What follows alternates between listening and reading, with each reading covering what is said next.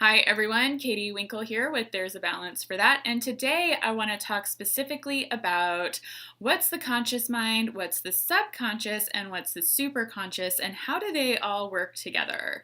Now, I've put out a few videos and I know that I've talked about those a little bit, but today it's just about how those systems work in creating our reality and supporting us as we want to shift things for ourselves. And I'm going to use some examples to kind of like help anchor in the ideas that I'm presenting here. And so I'm going to start with the conscious mind. What is that? That is the part of us that decides that we want to get up and out of bed in the morning, right? It's the part of us that decides where we're going to take our next vacation. It's the part of us that decides what do we want to go to college for? What do we want to do for a living? It's the thinking part of us. It's the part where we're very aware of the thoughts that are happening for us. And it's a very just like top line, base level, this is what's happening consciously. And to compare that to a computer, the conscious mind operates at about 40 bits per second. So compared to computers, it's not really super fast. There's like some things that are happening there, and it's quite a bit, but it's really just a fraction, the smallest fraction of what's happening in our reality. It's maybe 3% of what is really happening for us. And so if you compare that to GPS, that's like an address, right? I have an address, I'm going to type that into my GPS. That's the conscious mind. The subconscious mind is a massive database. The subconscious mind doesn't have any feelings, it doesn't have any opinions, it just has data and it runs the systems in the background. The subconscious operates at about 40 million bits per second. This is the part of you that is aware that when you need to go to the bathroom, you're moving hundreds of muscles in order to go like get up, walk across the room, or walk through your house to get to the bathroom, take your pants down, use the toilet, wash your hands, do all of those things. Well, we're using hundreds of systems in our body every single time we do that. And if we had to consciously be aware of that every single time it happens several times a day, we would be exhausted, right? And so that's the subconscious. It just does things for us and it kind of takes care of us. It also stores limiting beliefs and it stores emotions and it stores trauma. And so when things happen to us, even though we might not consciously remember things happening to us, the subconscious remembers everything. It knows everything that's going on, and it really just allows the things into our conscious mind that we need to be aware of in order to help us get through the day.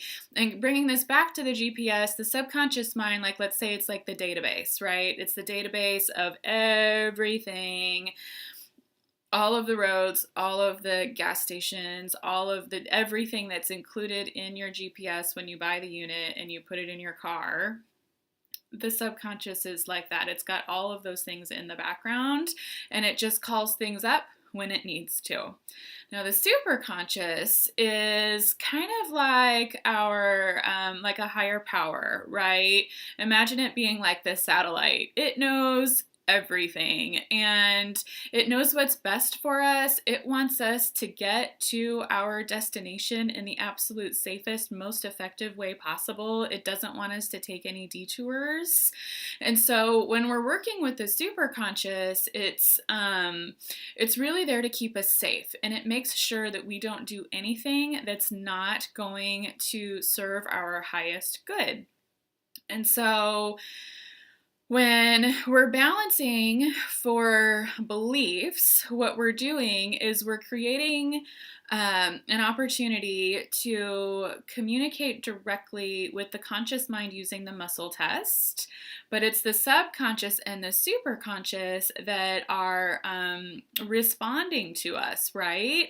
And so when we're doing muscle testing in a session, or when I'm doing self-muscle testing, as I've demonstrated in another video, what I'm doing is I'm communicating and I'm accessing the database of my subconscious mind to see whether or not there's certain beliefs that I want to be true for myself are true or if they're false. And so I'm calling that information forward using my access to the database, right? Using my muscle test. And then if I find or discover a belief for myself that isn't true, I find out if it's okay to balance for that.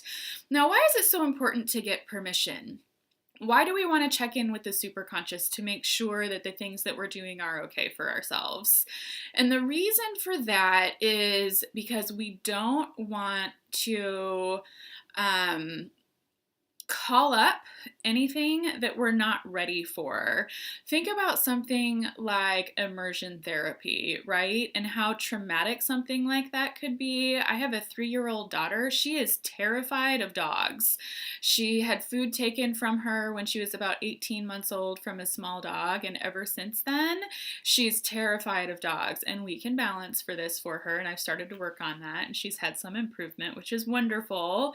But I've had people suggest to me, well, why don't you just get a dog and that way she'll get over it? And I'm like, you know what? She's already had kind of a hard life. She had a really rough birth, and she's just going to be one of these kids. It's going to take some time for her to acclimate to things, and I really don't want to introduce trauma into her life because I don't think that that's what's best for her. And so instead, what we're doing is we're working with her superconscious to see how can she create more balance for herself in her mind around the fear she has of dogs and other small animals.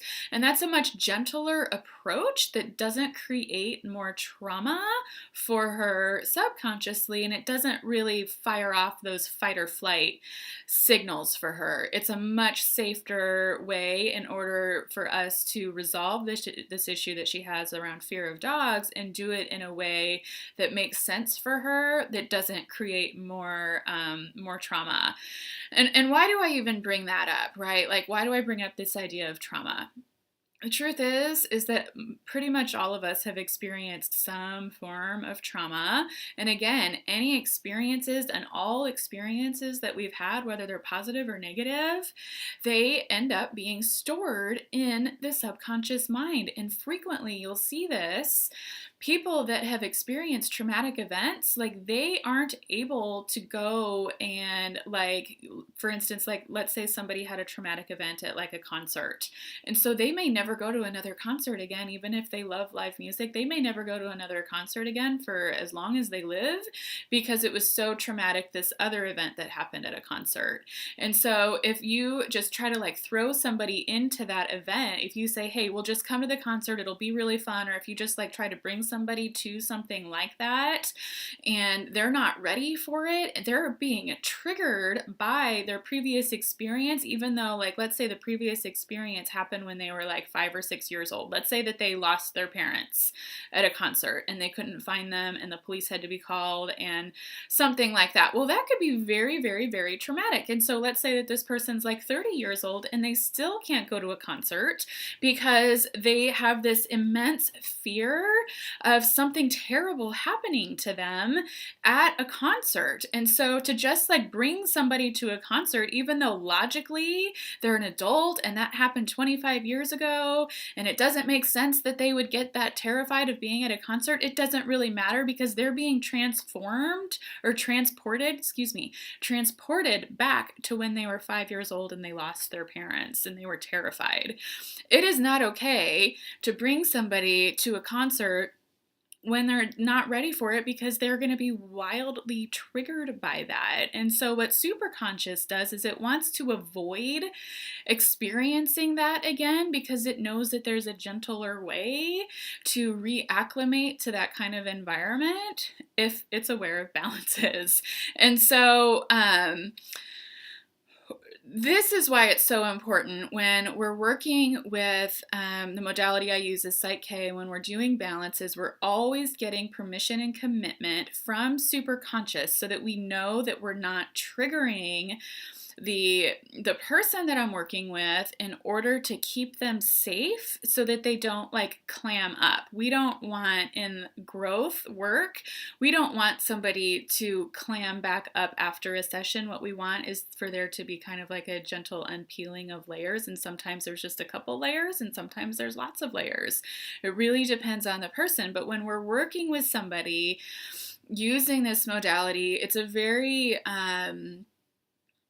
a spiritual practice. It has a lot of psychological benefits. And so using the muscle test and communicating directly with subconscious and superconscious and doing it using the protocol that most suits the client, that most suits what they most need, that's like the best, most efficient way that I have become aware of to resolve issues around whatever kind of triggers people are facing. It's not very often that I've had somebody come to a session and not have some sort of result that serves them by the time they leave. And then the more we work on those issues, the more their results tend to snowball and they experience greater healing faster because there's more and more beliefs that they're creating to support themselves. But the reason that it happens that way is because we're getting permission from the part of them that knows everything about them and what is best for them. And so no matter what your issues are, know that there's a balance for that. For more information on what it would be like to balance for the challenges you are facing, visit my website, there'sabalanceforthat.com. There are packages and pricing information there. There's also a lot of frequently asked questions and some contact information if you'd like to get a hold of me and schedule a session. And I thank you so much for being here, and I'll see you soon.